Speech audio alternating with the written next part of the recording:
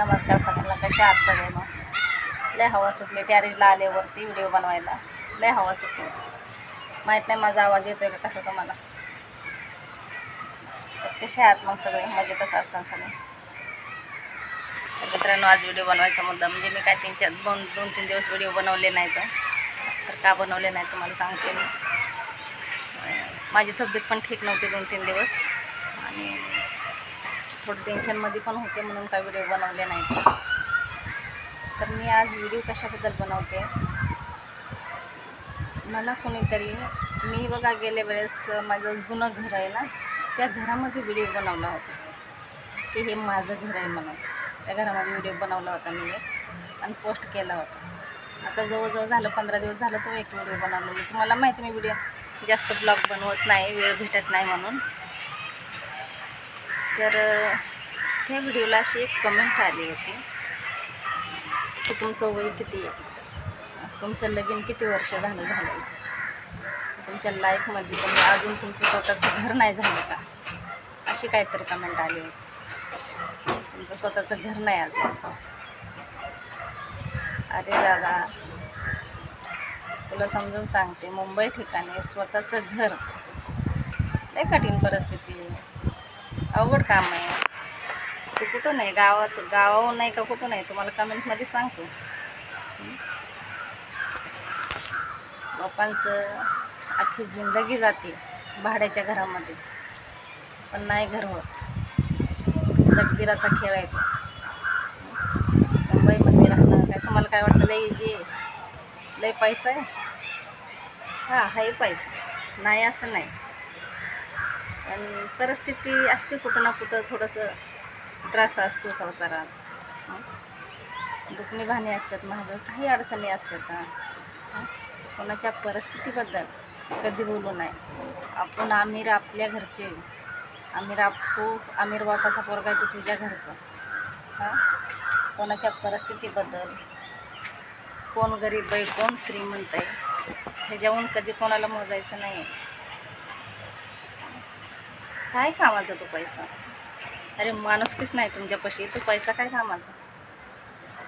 पण तुमच्यासारख्याला सांगून फायदा काय? ही परिस्थिती आहे ना, कधी बदललं ना ते सांगता येत नाही. कधी दिवस चांगला आहे ना, कधी वाईट दिवस येते, ह्याचा अंदाज घेऊ शकत नाही आपण. त्याच्यासाठी ना, गरीब श्रीमंत माझ्या भाषेत हे काहीच नाही. परिस्थिती माझी आहे तशी आहे आणि तुमची परिस्थिती मोठी आहे, तुमची आहे तशी आहे. गरीब पण जगतो आणि श्रीमंत पण जगतो, माझा हिशोब असा आहे. पण असं कोणाला, मलाच नाही कोणालाच या भाषेत बोलवू नका तुम्ही की मी किती मोठ्या बापाचा आणि तुम्ही किती कसे येता, हे असं कोणालाच बोलू नका. कायम बदली होत असतं, कायम असतं त्याला. प्रत्येक गोष्टीचा वेळ काळ असतो, त्या वेळाची वाट बघत बसायची. माझं एकच आहे, सरळ रस्त्याने चालायचं. माझं वैशिष्ट्य असं आहे, मी कधी कोणाला नावं ठेवत नाही, कधी कोणाला शिवी देऊन बोलत नाही मी कधी कोणाला.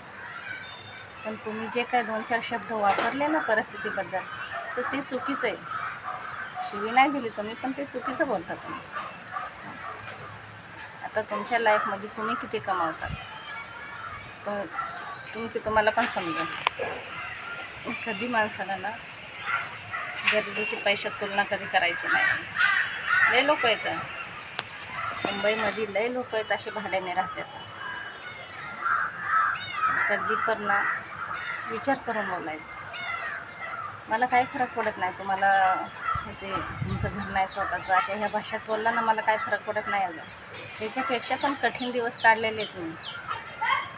4 पत्र्याच्या पार्टिशनमध्ये राहिलेले, तेच पार्टिशन 25-20 वर्ष काढले त्या पार्टिशनमध्ये. मालकाची तब्येत ठीक नसायची, काही अडीअडचणी असायच्या. होत असतं, दम असतो कोणत्या गोष्टीला. आणि हे जे लग्नाच्या पहिले पण खूप वाईट दिवस काढलेले आहेत. मला काहीच वाटत नाही परिस्थितीबद्दल, मला लाज पण वाटत नाही की माझी परिस्थिती नाजूक आहे, ह्या गोष्टीची लाज पण वाटत नाही मला. तुम्हाला लाज वाटत असेल नाजूक परिस्थिती, पण मला नाही लाज वाटत ना, मला कष्टाची लाज वाटत. बघ माझे सगळे व्हिडिओ असतात तर ते कष्टाबद्दलच असतात, कामाबद्दलच असतात. असे तुमच्यासारखे रायवळ व्हिडिओ नसतात, नाचून धिंगाण मस्ती असे व्हिडिओ नसतात. एकदम शांतपणे व्हिडिओ असतात माझे, पण तेच लोकांना आवडत नाही. आता कसं आहे माहिती आहे ना, वाईटाला चांगले म्हणतात पण चांगल्याला वाईट म्हणतात. दुनियाच अशी आहे आणि तेच चालतं आता, सत्य नाही चालत.